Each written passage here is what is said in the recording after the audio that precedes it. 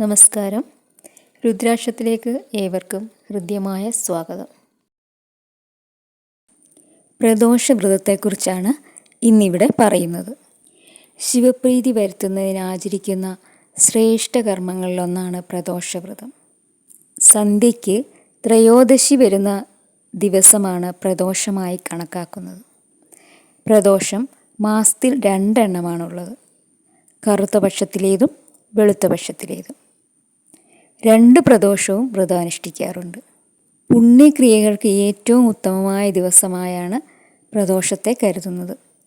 ദാരിദ്ര്യ ദുഃഖശമനം, കീർത്തി, ശത്രുനാശം, സന്താനലബ്ധി, രോഗശാന്തി, ആയുസ്, ക്ഷേമം, ഐശ്വര്യം എന്നിവയെല്ലാം പ്രദാനം ചെയ്യുന്ന വ്രതമാണ് പ്രദോഷവ്രതം. പ്രഭാത സ്നാനത്തിന് ശേഷം ശുഭ്രവസ്ത്രം ധരിച്ച് ഭസ്മലേപനവും രുദ്രാക്ഷധാരണവും നടത്തുക. അതിനുശേഷം ശിവക്ഷേത്ര ദർശനം നടത്തുക. അന്നേ ദിവസം ഉപവാസമെടുക്കണം. ഉപവാസമെടുത്ത് പഞ്ചാക്ഷരി മന്ത്രം ജപിക്കണം. സ്നാനശേഷം സന്ധ്യയ്ക്ക് ക്ഷേത്രദർശനം നടത്തി ശിവപൂജ നടത്തി കൂവളമാല സമർപ്പിക്കുകയും ചെയ്യുക. ഈ സമയത്ത് കൂവളത്തില കൊണ്ട് അർച്ചന നടത്തുന്നതും വിശേഷമാണ്. അതിനുശേഷം പാരണയോടുകൂടി വ്രതസമാപ്തി വരുത്താം. പ്രദോഷത്തിലെ വിധിപ്രകാരമുള്ള വ്രതാനുഷ്ഠാനം സകല പാപങ്ങളെയും നശിപ്പിക്കുമെന്നാണ് വിശ്വാസം. ശിവപാർവതിമാർ ഏറ്റവും പ്രസന്നരായിരിക്കുന്ന പ്രദോഷസന്ധ്യയിൽ ശിവഭജനം നടത്തുന്നത് അഭീഷ്ടസിദ്ധിക്ക് അതിവിശേഷമാണത്രേ. അതിനാൽ തന്നെ ഈ സമയത്തെ ആരാധനയ്ക്ക് അതീവ പ്രാധാന്യമുണ്ട്. സമ്പത്ത്, ഐശ്വര്യം, സന്താന സൗഖ്യം തുടങ്ങി ഭൗതികമായ അഭിവൃദ്ധിയും ഈ വ്രതാനുഷ്ഠാനം നൽകുമെന്നാണ് വിശ്വാസം. ആദിത്യദശാകാലമുള്ളവർ വ്രതം നോക്കുന്നത് കൂടുതൽ ഐശ്വര്യം നൽകും. സ്ത്രീ പുരുഷ ഭേദമില്ലാതെ വ്രതം അനുഷ്ഠിക്കാവുന്നതാണ്.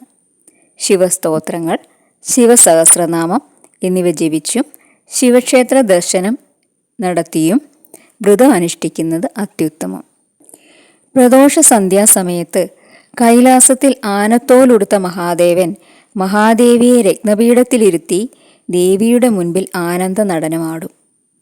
ആ പുണ്യവേളയിൽ വാണി ഭഗവതി വീണ വായിക്കുന്നു.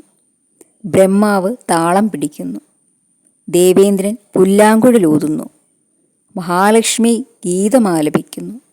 മഹാവിഷ്ണു മൃദംഗം വായിക്കുന്നു. നന്ദിയും ഭൃംഗിയും നടനം ചെയ്യുന്നു. സ്തുതിപാഠകന്മാർ സ്തുതിഗീതം ആലപിക്കുന്നു. ഗന്ധർവ യക്ഷകിന്നരന്മാർ അപ്സരസുകൾ എല്ലാവരും ഭഗവാനെ സേവിച്ചു നിൽക്കുന്നു. അങ്ങനെ പ്രദോഷ സന്ധ്യാസമയത്ത് കൈലാസത്തിൽ എല്ലാ ദേവീദേവന്മാരുടെയും സാന്നിധ്യമുണ്ടാകുന്നു. പ്രദോഷ സന്ധ്യാവേളയിൽ ഭഗവാനെ പ്രാർത്ഥിച്ചാൽ അത്യധികം സന്തോഷവതിയായ ജഗജ്ജനനിയുടെയും മഹാദേവൻ്റെയും മറ്റെല്ലാ ദേവീദേവന്മാരുടെയും അനുഗ്രഹം ലഭിക്കും. ശനിയാഴ്ചകളിൽ വരുന്ന മഹാപ്രദോഷ ദിനത്തിൽ ശിവക്ഷേത്ര ദർശനം നടത്തി വണങ്ങിയാൽ 5 വർഷം ശിവക്ഷേത്രത്തിൽ പോയ ഫലം ലഭിക്കുമെന്നാണ് വിശ്വാസം.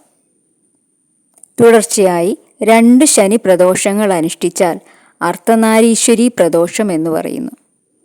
ഈശ്വരനും ദേവിയും ചേർന്ന് അർദ്ധനാരീശ്വരരായിട്ടുള്ളതിനാൽ ഇതുവഴി വേർപിരിഞ്ഞ ദമ്പതികൾ ഇണങ്ങിച്ചേരുമെന്നും വിവാഹ തടസ്സങ്ങൾ നീങ്ങുമെന്നും നഷ്ടപ്പെട്ട സമ്പാദ്യം തിരികെ ലഭിക്കുമെന്നുമാണ് വിശ്വാസം.